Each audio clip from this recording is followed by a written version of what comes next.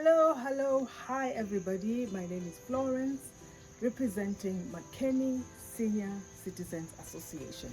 Now, today we are in our cookery corner, and today I'm going to show you how to prepare Nshima or thick porridge with oats. In this part of the region, in Africa, especially Southern Africa, we love our Nshima. In other parts, it's called Nshima or Fufu or Ugali or even Salsa. We love it. But what is the issue here? It is processed and very refined and processed. So our aim is to eat healthy. So what do we do? In this recipe, I'll show you how to add oats. As you are aware, oats have a lot of fiber, add a lot of fiber. So you want to make your food more healthy. There's no problem with eating your Nshima, Ugali, Fufu of maize meal in the way it is once in a while, but sometimes you need to add a little bit so that you make it more wholesome and more healthy. So stay tuned. Straight away we go into the recipe. One thing I like about foods from this part of the world, especially Zambia, my country, our foods are simple but healthy. So what do we need for this Nshima with oats? My oaty Nshima, I'll call it my oaty Nshima. You need your maize meal, the refined maize meal. You also need your oats. These are jungle oats. You need, of course, water. That is all. Those are the ingredients that you need to cook your maize meal thick porridge Nshima with oats. And we love this food because it actually gives us that nostalgic feeling, you know, because we've been eating this food for a long time, so we get that nostalgia. So we love. That's all you need as ingredients. Next, I'll show you how to prepare the food. Next step, you get your water, about 1 cup of water. You put it in your saucepan, and then you get your maize meal. You measure the maize meal. This is my measuring cup. You measure about 1.5 cup, and you put it here to make a paste. Once you have made the paste, then you also add some oats. For oats, we are going to add about 3/4 of a cup to your maize meal. Add your oats right from onset into your maize meal, and then you mix well.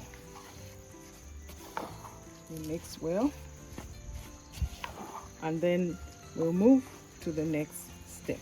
This is our paste. So here is our mixture of oats, and as well as the maize meal and the water. You make a paste. One good thing about the maize meal, it doesn't form lumps. So there you go.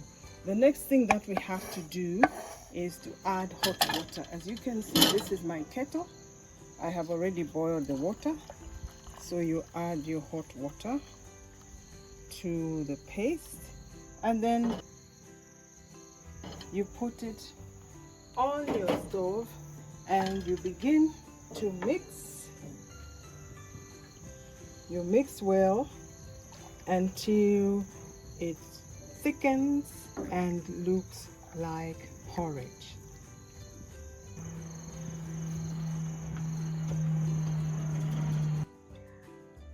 Ladies and gentlemen, like I said, after you add water, you let it cook, and when it cooks, it resembles porridge.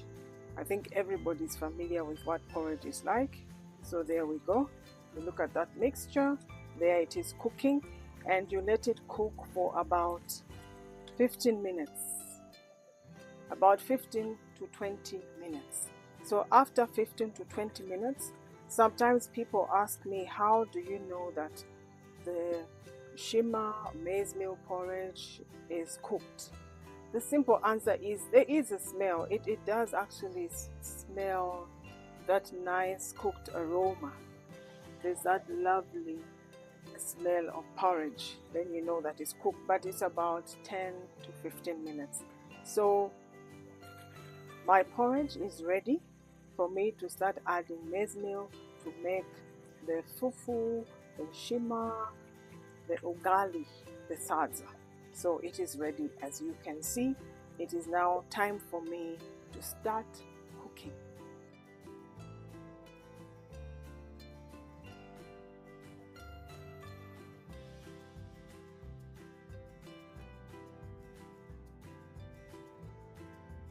Here I go. I'm adding my maize meal to my porridge to make it thicker so that we are able to cook the food and so that we are able to eat it with any form of vegetables or meat. And when you reach this stage, you need to reduce the heat. When it is boiling, you put it at medium heat, but at this stage you have to reduce the heat, because when it's boiling you have to be careful, because the porridge can all jump out of the pot onto your hands, and that is not good. You're going to burn. So I have reduced my heat and I'm ready to start cooking. Again, for people living in this part of the region, we cook this every other day, so you can even cook it in your sleep. So you know what I'm talking about. But for those of you who are not familiar with Nshima or thick maize porridge, here I go. So you just add your maize meal little by little and you mix like that. You just add little and mix. You can see I'm careful not to drop any of the meal, the maize meal, onto the stove or onto the ground, and you keep on mixing just the way I'm doing it. You keep on mixing, and the amount of meal that one adds depends upon whether they want or whether they enjoy having the maize meal porridge that is very thick or something that is a bit light. Once you reach a certain consistency and it's not pouring out freely, you can use this method of mixing. Just watch me, like that, like that, like that, like that. And I've said that this one I can even do this in my sleep, because I've been cooking this ever since I was a little girl. There we go, mixing, mixing.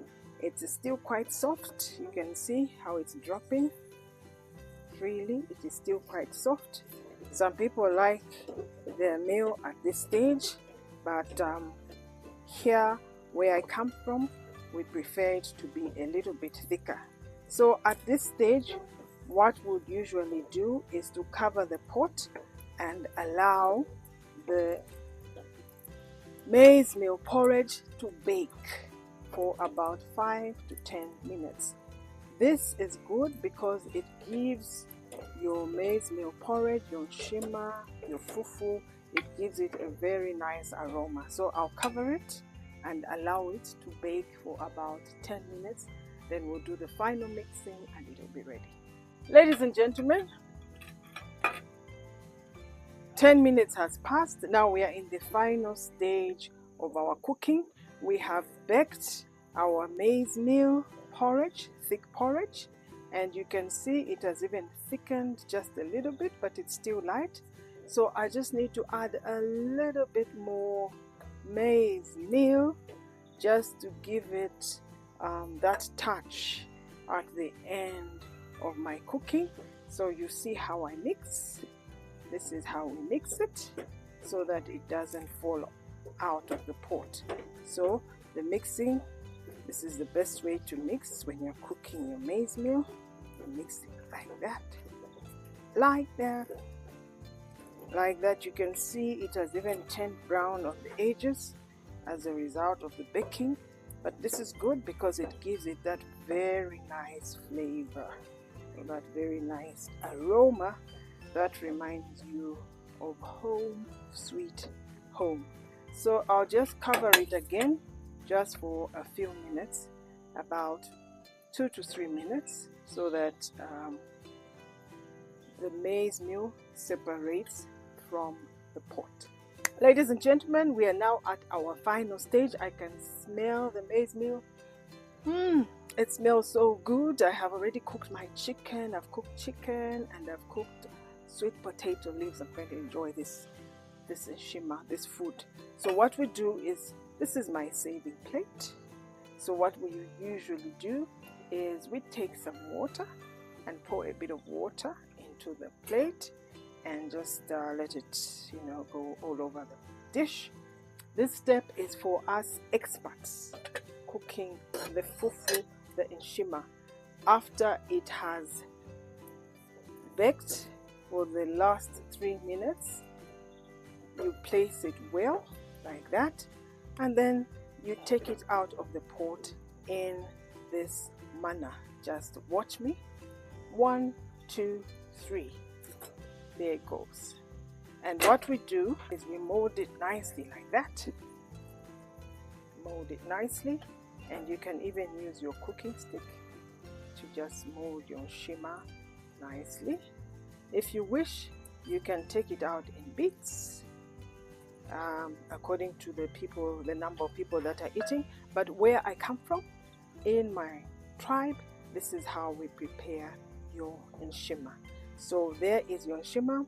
It is ready to serve. Here is my mealy oats Nshima. There it is. It is healthier, and the reason is that you have added oats. Everybody knows that oats have fiber, so this fiber helps with the digestion process. If you just use the really refined maize meal, that food is considered processed foods and may not be good for your digestion system. So join me for the testing as we eat our Nshima fufu ugali made out of maize meal. Until next time, from me, Florence, it is bye.